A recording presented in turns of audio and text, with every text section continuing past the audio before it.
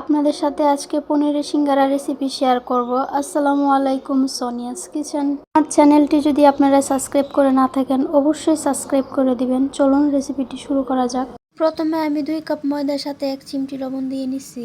লবণটা ময়দার সাথে একটু মিক্স করে নেব। দিয়ে দেব 2 টেবিল চামচ তেল, আবারও ময়দার সাথে মিক্স করে নেব। আমি 1 কাপের মতো পানি কুসুম গরম করে নিছি। আমি অল্প অল্প পানি দিয়ে কামিটা করে নিতেছি। কামিটা বেশি নরমও করব না, বেশি শক্তও করব না। দেখেন কামিটা কত সফট হয়েছে। আমি 1 পিস পনির নিয়ে নিছি। পনিরটা আমি ডিপে রেখে দিয়েছিলাম, তাই বরফ হয়ে গেছে। দেখেন পনিরটা এরকম ছোট ছোট টুকরো করে কেটে নেব।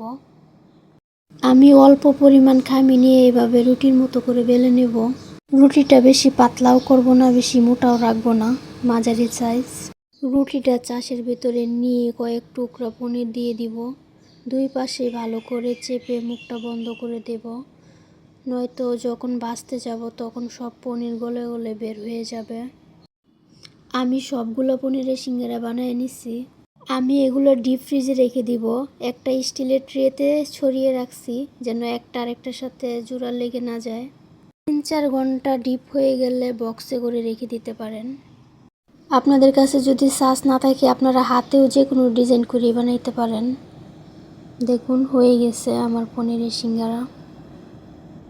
আমি ফ্রিজে রেখে দিয়েছিলাম এভাবেই সারা রাত। ডিপ হয়ে গেছে, সকালে উঠে বক্সে ভরে নিলাম।